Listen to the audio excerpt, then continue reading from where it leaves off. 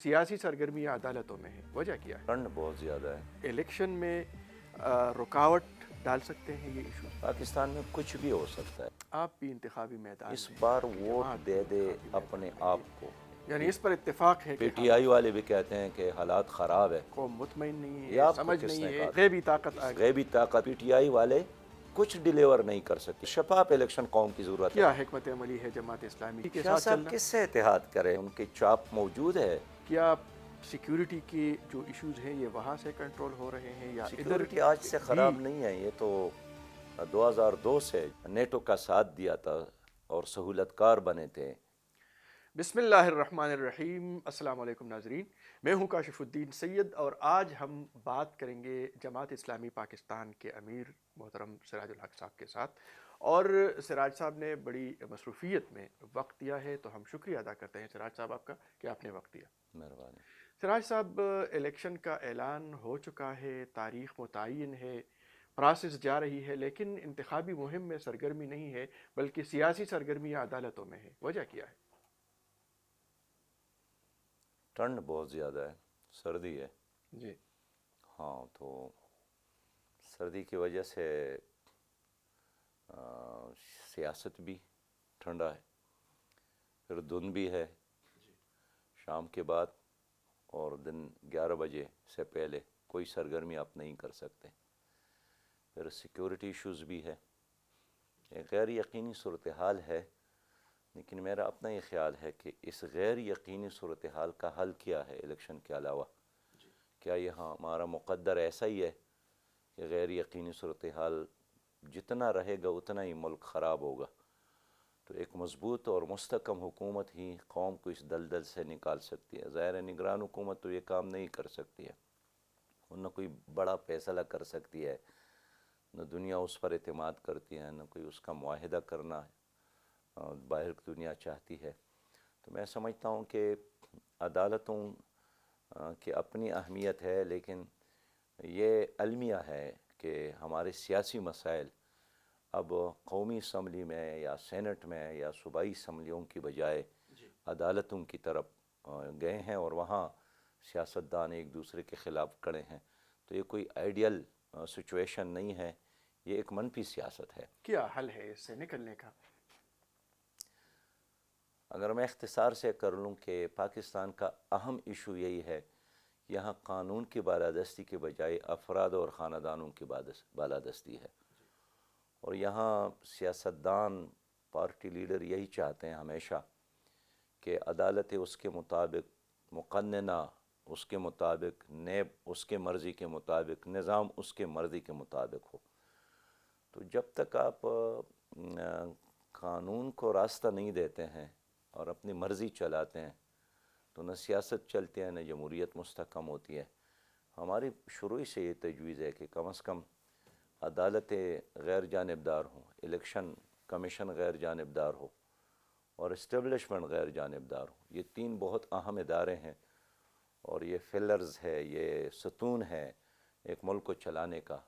लेकिन इसका झुकाव अगर किसी एक तरफ होता है तो ख़ुद इनकी इज़्ज़त वक़ार में कमी आती है, और दूसरी तरफ ये कि माशरे में इसका एक मजमूई रद्द-ए-अमल भी सामने आता है।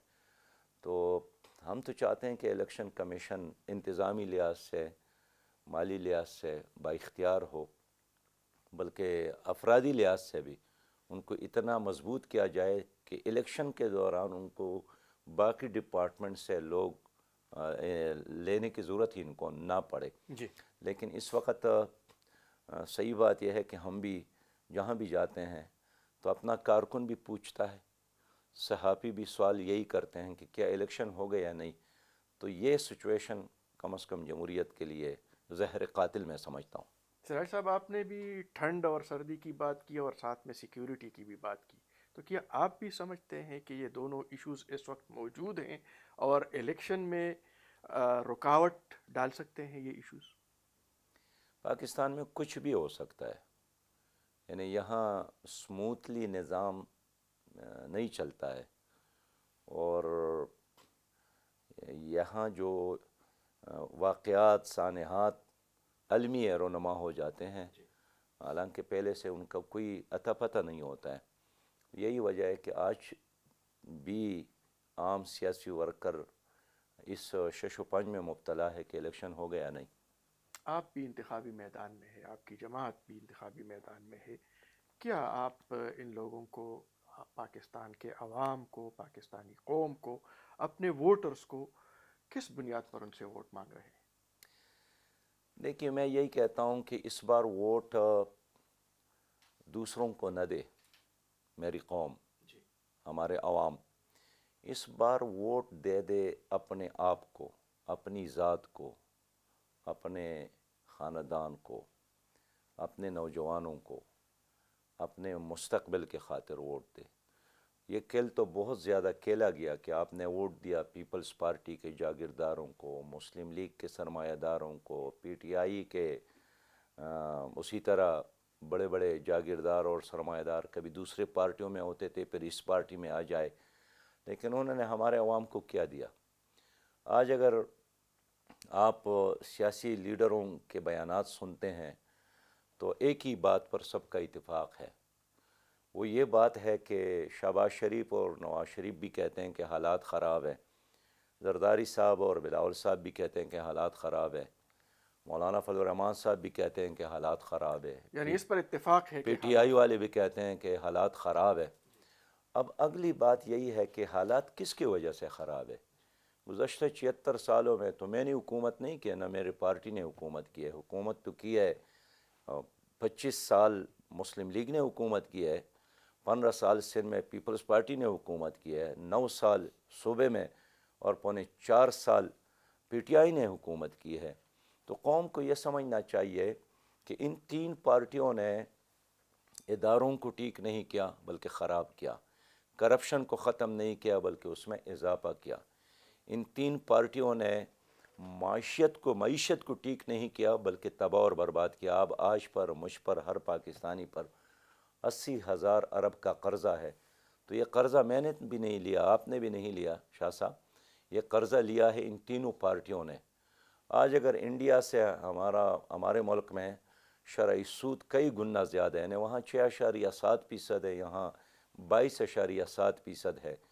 تو ان تینوں پارٹیوں نے مل کر اس قوم کے ہاتھوں میں سود کے زنجیریں ڈالی ہیں، آئی ایم ایف کے قرضوں کے ہتکڑیاں ڈالی ہیں، اور آج ہر پاکستانی بچہ 3.25 لاکھ روپیہ مقروض ہے. مجھے افسوس ہے کہ پیپل پارٹی، مسلم لیگ اور پی ٹی آئی اسٹیل مل کو ٹھیک نہیں کر سکے، ریلوے کو ٹھیک نہیں کر سکے، پی آئی اے کو ٹھیک نہیں کر سکے، ایجوکیشن کو ٹھیک نہیں کر سکے، محکمہ صحت کو ٹھیک نہیں کر سکے، پولیس کو ٹھیک نہیں کر سکے، پٹواری کو ٹھیک نہیں کر سکے، بیوروکریسی کو ٹھیک نہیں کر سکے. تو آج ان کو یہی جواب دینا چاہیے کہ اگر پاکستان کے 2.25 کروڑ بچے تعلیم سے باہر ہے اور محروم ہے تو کون ذمہ دار ہے؟ کوئی جنات ذمہ دار ہے؟ ٹیکسی ڈرائیور ذمہ دار ہے؟ غریب دکاندار ذمہ دار ہے؟ کوئی ٹرک ڈرائیور ذمہ دار ہے؟ یا یہی تین پارٹیاں ذمہ دار ہے جن کو اللہ تعالیٰ نے بے انتہا اختیارات سے نوازا ہے؟ آج ہر 5واں پاکستانی مضر صحت پانی پینے پر مجبور ہے. تو یہ لوگ تو اپنے لوگوں کے منہ میں پانی کا صاف قطرہ تک نہیں ڈال سکے. اب ان کے اثاثے دیکھیے، سب کے اثاثوں میں 100 گنا اضافہ ہوا ہے، لیکن غریب تر اور بدتر ہو گیا ہے. میں اس لیے سمجھتا ہوں کہ اب عوام سے میں یہی چاہتا ہوں کہ ان کے ساتھ کارکردگی نہیں ہے، آج بھی ان کے ساتھ وعدے ہیں، اعلانات ہیں، جھوٹ کے اعلانات اور جھوٹے وعدے. جماعت اسلامی میدان میں کڑی ہے. ہم نے پی ڈی ایم کا ساتھ بھی اس لیے نہیں دیا کہ ہمیں یقین تھا انہوں نے 16 مہینے حکومت کی لیکن خراب طرز حکومت تھی، اور یہ بھی پی ٹی آئی کی حکومت کی طرح ایک حکومت تھی. پی ٹی آئی کی حکومت پیپل پارٹی اور مسلم لیگ کی طرح حکومت تھی. انہیں آج بھی ان تینوں لیڈروں کو، پارٹی ہیڈ کو اگر آپ بلائیں ایک پروگرام پہ کہ آپ بتائیں نا آپ نے منشور پر کیوں عمل نہیں کیا، آپ نے اپنے اعلانات اور وعدے کیوں پوری نہیں کیے. تو پاکستان میں اگر آج اندھیر نگری اور چوپٹ راج ہے، پاکستان میں اگر آج غربت ہے، پاکستان میں اگر آج مہنگائی ہے، پاکستان میں اگر آج بے روزگاری ہے، پاکستان کا ماحولیات اگر آج خراب ہے، پاکستان میں اگر ہم بنجر اور غیر آباد زمینوں کو آباد نہیں کر سکے، پاکستان میں اگر ہم لوڈ شیڈنگ کو ختم نہیں کر سکے، پاکستان کا نوجوان آج اگر مایوس ہے اور ملک سے باہر سراج بھاگ رہا ہے شاہ صاحب، تو ان کا ذمہ دار ہم کس کو ٹھہرائے؟ سراج یہی صاحب، 3 جماعت اسلامی جماعتیں ہیں۔ بھی اقتدار میں رہی، آپ خود مختلف ادوار میں وزیر خزانہ رہے، آپ کیسے اپنے آپ کو مبرہ کر سکتے شاہ صاحب، میں تو صوبے میں یعنی ایک وزیر ضرور رہا ہوں، اور میں آج بھی اپنی ان 1300 دنوں کا حساب کتاب دینے کے لیے تیار ہوں۔ میں تو وزارت سے فارغ ہو گیا تو سیدھا مسجد معبد خان میں جا کر اپنے آپ کو احتساب کے لیے پیش کیا۔ آج بھی اپنے آپ کو احتساب کے لیے پیش کرتا ہوں۔ نہ میرا نہ میرے کسی کارکن کا نام پاناما لیکس میں ہے، ان پارٹیوں کے نام ہے۔ آپ اپنے پنڈورا، منشور پر عمل کرا سکے؟ میری بات سنیں، نہ پنڈورا بکس میں میرے کسی لیڈر کا نام ہے، نہ توشہ خانہ لوٹنے والوں میں میرے کسی لیڈر کا نام ہے۔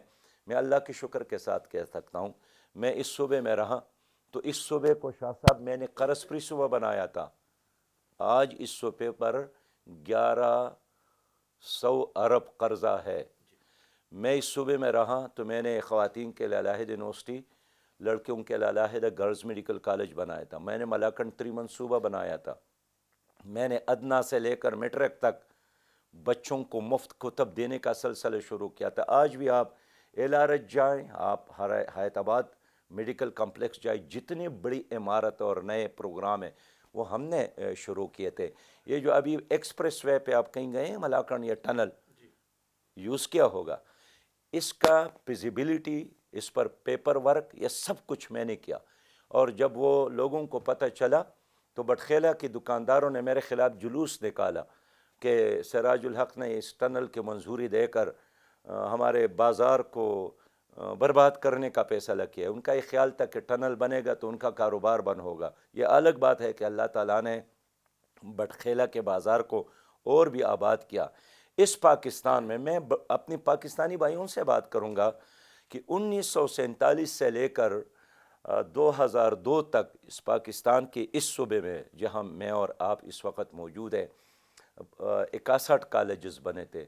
ہم نے اس عرصے میں اللہ کے فضل کے ساتھ ہم نے 61 کالجز بنائے۔ میں آپ کو پتہ ہے اپنے وزراء کو کتنا تنخواہ دیتا تھا؟ نہیں پتہ ہوگا۔ 18,000 روپیہ تنخواہ دیتا تھا۔ اور میں نے اپنے کیبنٹ سے یہی بات کی کہ آپ نے قوم کے ساتھ وعدہ کیا تھا نا کہ ہم خدمت کر رہے ہیں، تو آپ خدمت کے لیے آئے ہیں تو بڑی تنخواہیں لینا ہے تو شرم کی بات ہے۔ ہم نے آپ کے اس پشاور میں جتنے لوگ فٹ پاتھوں پر بیٹھتے تھے اور مانگتے تھے، ان تمام لوگوں کو اٹھا کر ہم نے ان کو ہنر سکھانے کا کام شروع کیا۔ تو اللہ کے فضل کے ساتھ اس صوبے میں جو بھی ترقیاتی کام ہیں یہ اس دور کے ہیں جس دور میں وزیر خزانہ تھا۔ میں اللہ کے شکر کے ساتھ کہوں گا کہ بجلی کے منافع کے لیے میں نے جدوجہد کی، تمام سیاسی جماعتوں پر مشتمل جرگہ بنایا۔ شوکت عزیز وزیر اعظم تھے، پرویز مشرف صدر تھے، کیس لڑا، ثالثی ٹریبل ہم نے قائم کی۔ 110 ارب روپیہ اس صوبے کو ہم نے لائے تھے۔ ان تمام تر کارناموں کے باوجود جماعت اسلامی پارلیمانی لحاظ سے سکڑتی جا رہی ہے، وجہ کیا ہے؟ قوم مطمئن نہیں یہ ہے، آپ کو سمجھ کس نہیں نے ہے؟ کہا تھا؟ ہم نہیں، میں عرض کروں کہ مسئلہ یہی ہے کہ 2018 کے الیکشن نہیں تھا، وہ سلیکشن تھا۔ وہ تو پہلے سے بتایا گیا کہ آپ کو لانا ہے، آپ کو نہیں لانا ہے، آپ خرچ نہ کریں، اس لیے کہ آپ ووٹ بھی لوگ آپ کو دیں گے لیکن ہم نے آپ کو ڈکلیئر کون کرے گا۔ تو میں اس لیے ہمیشہ سے یہ میرا مطالبہ ہے کہ اگر آپ پاکستان کو آگے لے جانا چاہتے ہیں، مستحکم دیکھنا چاہتے ہیں، ترقی یافتہ دیکھنا چاہتے ہیں، تو کم از کم الیکشن آزاد دانہ ماحول میں عوام کو دے دے۔ اگر آپ نے الیکشن کو ہی 2018 کے حوالے متنازع سے بنایا آپ ترقی نہیں 2018 کر کے سکیں گے۔ حوالے سے آپ کہتے ہیں کہ وہ تو ڈکلیئر تھے، تو آنے والے الیکشن کے حوالے سے کیا خیال ہے آپ کا؟ آنے والے الیکشن میں ابھی کچھ دن تو باقی ہے، لیکن میری خواہش ہے، میری کوشش ہے، میری تمنا ہے، میرا مطالبہ ہے کہ اس کو ایک آزادانہ الیکشن بنایا جائے۔ اور یہ ہمارے لیے تباہی اور بربادی ہوگی اگر یہ 2024 کا الیکشن متنازع بن گیا، پھر 5 سال لڑائی ہوگی۔ اور اب دیکھیے اگر آپ کسی کے کندھے پر سوار ہو کر اقتدار میں آتے ہیں، آپ پھر ڈیلیور نہیں کر سکیں گے۔ پھر حشر یہی ہوگا کہ نواز شریف صاحب بھی آ گئے ان کے کندھوں پہ سوار ہو کر، سپورٹ کے ذریعے، مصنوعی آکسیجن کے ذریعے نہیں چل سکے۔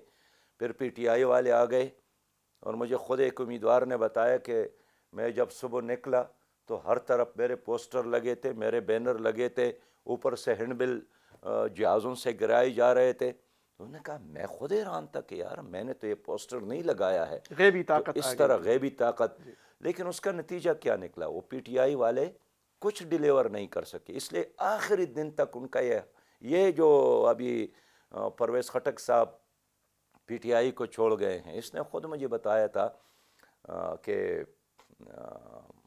ہم تو آرام کرتے ہیں اس لیے کہ بہت سارے لوگ ہمارے کام کرتے ہیں یا زیادہ سے زیادہ اپنے حلقے پر توجہ دیتے ہیں.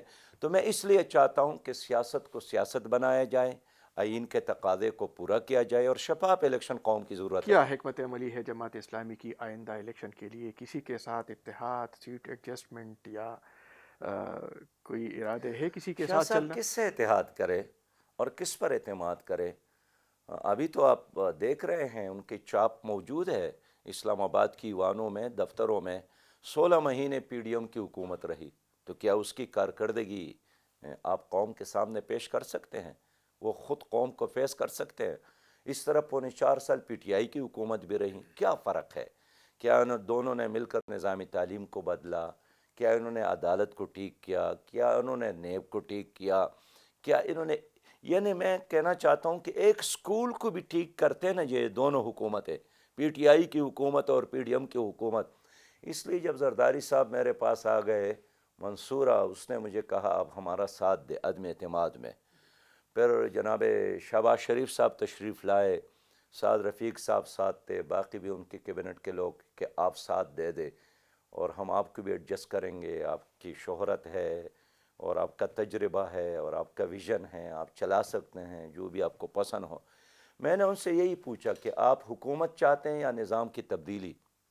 میرا مطلب یہی تھا کہ اسٹیٹس کو آپ توڑنا چاہتے ہیں یا اسٹیٹس کو کا حصہ بننا چاہتے ہیں. انہوں نے کہا کہ اس وقت تو ہم صرف حکومت میں آنا چاہتے ہیں. تو ظاہر ہے ان کا مقصد تو پورا ہو گیا. وہ نیب کے کیسز ختم کرنا چاہتے تھے تو ختم کرنے میں کامیاب تو ہو گئے، لیکن عوام کو کیا ملا؟ عوام جیسے تھے ویسے ہیں. 2 بار دینی جماعتوں کے اتحاد کا تجربہ بھی کیا، کیسا رہا؟ کامیاب رہا یا ناکام؟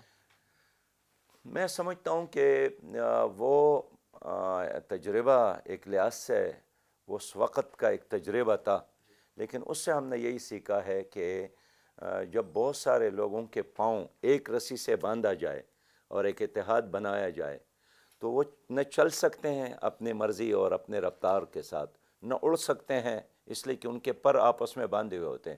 یہی وجہ ہے کہ یہ جو پی ڈی ایم کی حکومت تھی، ان کے چونکہ 4 ڈرائیور تھے، کوئی اس کو اسی طرف کھینچ رہے تھے، کوئی اس طرف کھینچ رہے تھے. اچھا، پھر کوئی ذمہ داری قبول کرنے والا نہیں تھا، مراد تو سب لیتے تھے.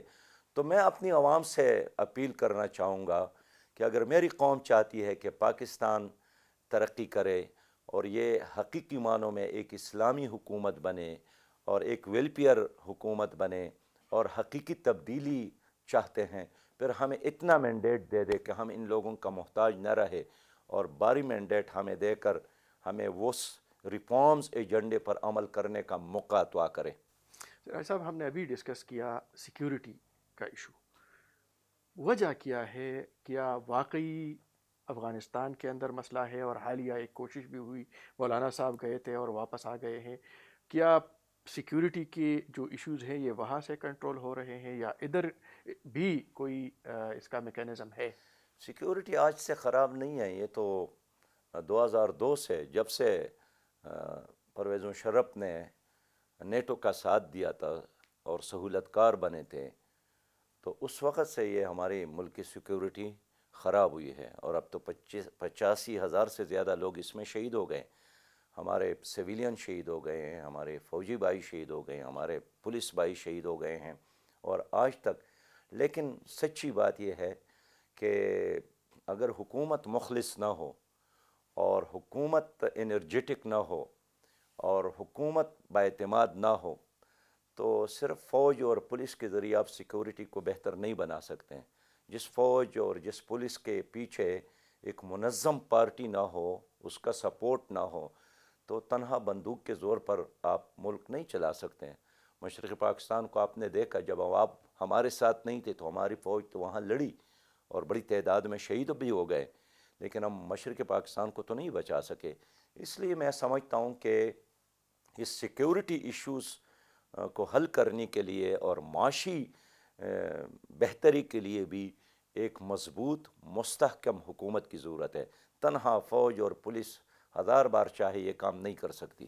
یہ جو مذاکرات کیے جا رہے ہیں، دعوت دی جا رہی ہے، کبھی ان کے ساتھ بات منقطع کی جاتی ہے، وہی قوتیں ہیں جو پاکستان میں بدامنی پیدا کر رہے ہیں، یا کچھ عالمی دیکھیے، ایک عالمی تو کھلاڑی آپ بھی کو ہے؟ سمجھنا چاہیے کہ انڈیا نے ہمیں کبھی اسپیئر نہیں کیا ہے، اور ہمارے تباہی میں وہ اپنے خوشحالی سمجھتے ہیں، اور یہی وجہ ہے کہ ہمیشہ سے انہوں نے افغانستان کو بیس کیمپ بنایا ہے، اور اس ملک کو انہوں نے ہمیشہ ہمارے خلاف استعمال کیا، اور یہ آج سے نہیں ہے، یہ 1973-74 سے عظیم تر پختونستان کی بات، کبھی گریٹر بلوچستان کی بات، کبھی سندھ و دیش کی بات، ان تمام شوشے ہیں یہ، ان کے پیچھے انڈیا کا ہاتھ ہے۔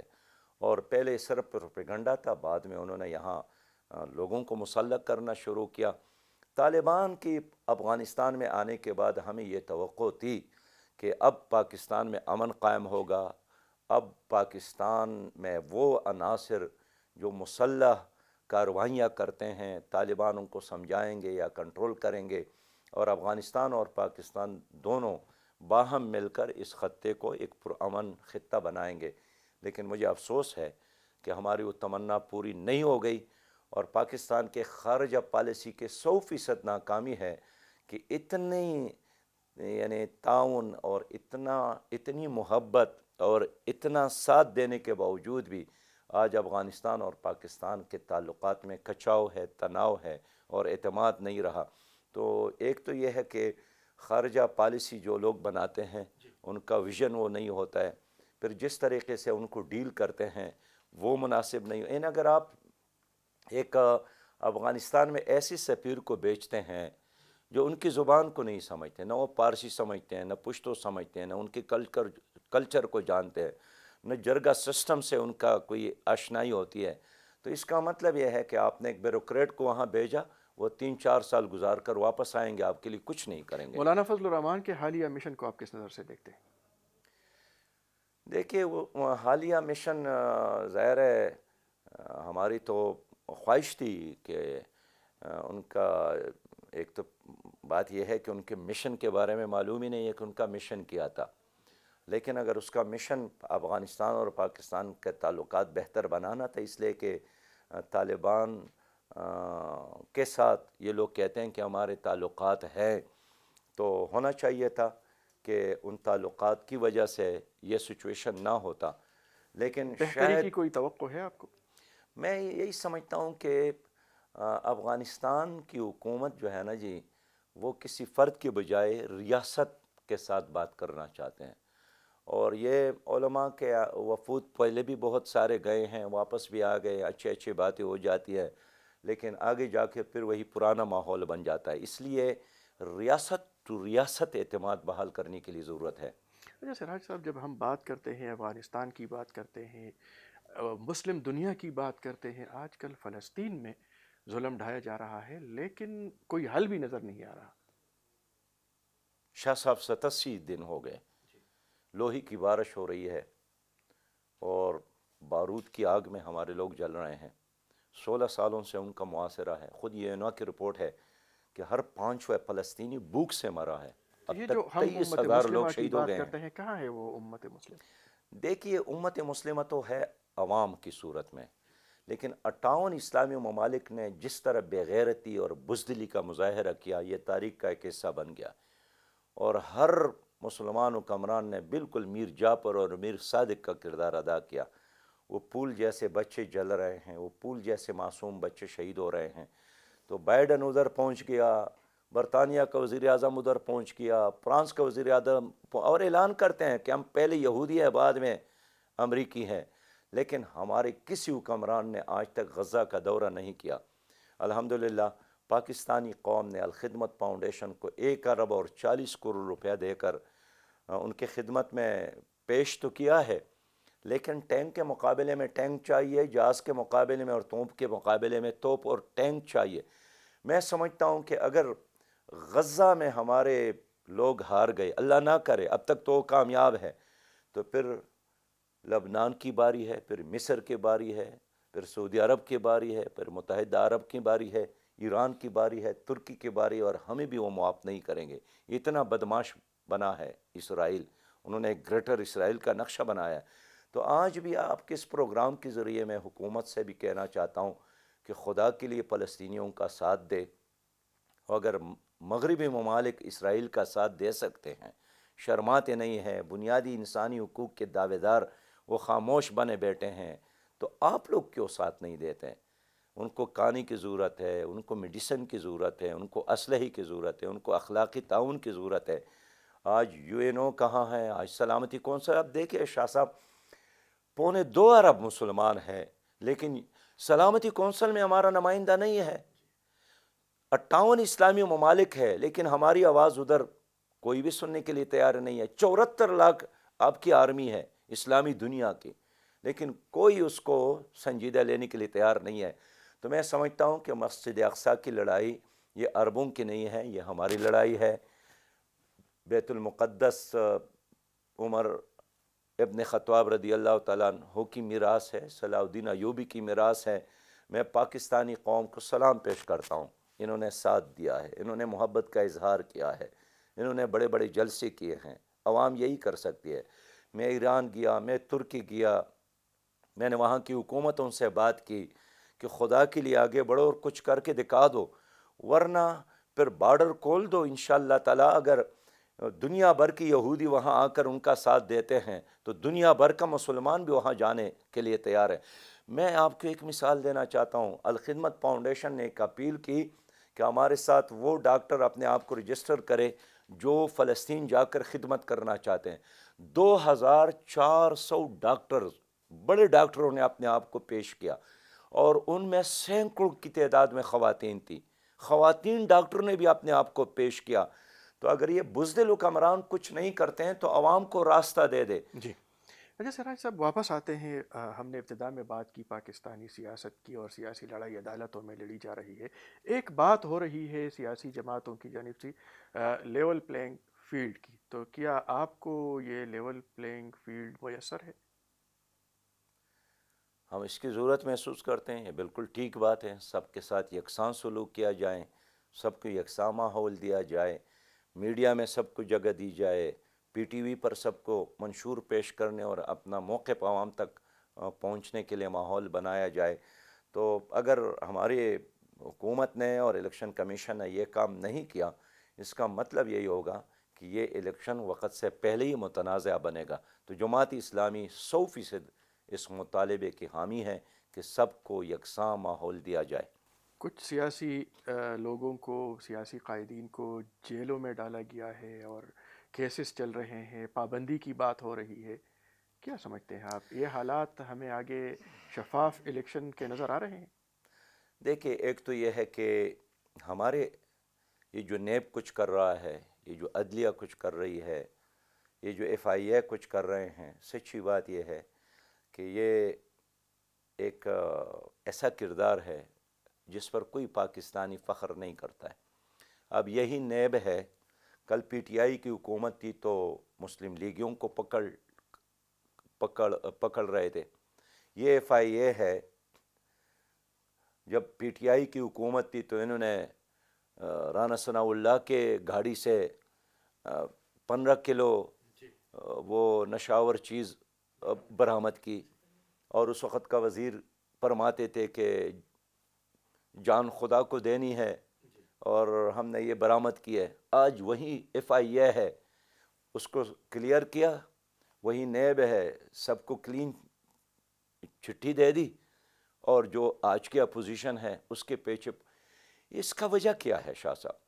اس کی وجہ یہی ہے کہ پیپل پارٹی اور پی ٹی آئی اور مسلم لیگ نے ان اداروں کو اپنے لیے استعمال کیا، قانون کی بالادستی قائم نہیں کی۔ اور آج بھی یہی لوگ یہی خواب دیکھ رہے ہیں کہ خاندانی بادشاہت قائم ہو جائیں، اپنے کو برہمن اور قوم کو شودر بنائے جائے۔ اب قوم اس کے لیے تیار نہیں ہے۔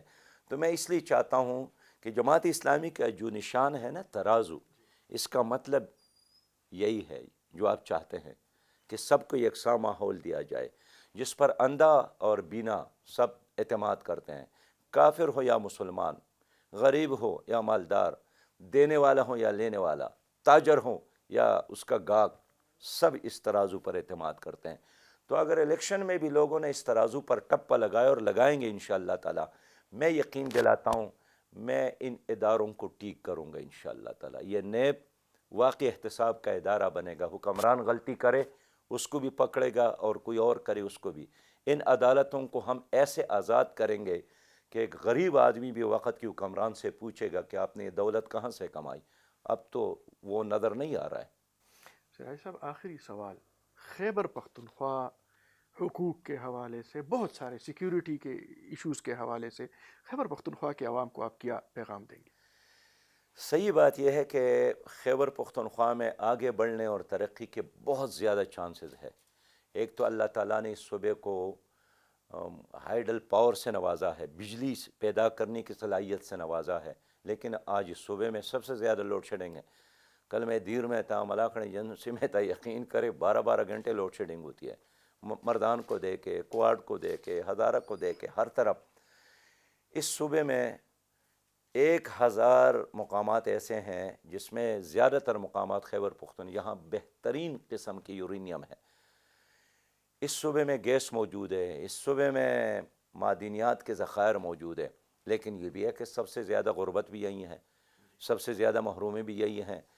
قبائلی علاقوں جو پاکستان کے وفاقی حکومت کے کہنے پر انہوں نے خیبر پختونخوا کے ساتھ ضم ہو گئے ہیں، خوشی کے ساتھ ان کے ساتھ 1000 بلین کا وعدہ کیا تھا، لیکن حکومت نے پورا نہیں کیا۔ میں خیبر پختونخوا کے عوام سے یہی کہوں گا کہ آپ لوگوں نے پیپل پارٹی کو بھی دیکھا، مسلم لیگ کو بھی دیکھا، 9 سال پی ٹی آئی کو بھی دیکھا، کوئی چینج نہیں آیا، کوئی خوشحالی نہیں آئی، کوئی روزگار نہیں ملا، کوئی ترقی کی طرف قدم آگے نہیں بڑھا، کوئی کرپشن میں کمی نہیں آئی۔ اب اس صوبے کو کون ٹھیک کر سکتا ہے؟ یہ صرف جماعت اسلامی۔ کیوں؟ ہمارے ساتھ بے لوث کارکنان کی ایک بہت بڑی ٹیم موجود ہے، ہمارے ساتھ باصلاحیت نوجوانوں کی ایک بہت بڑی تعداد موجود ہے۔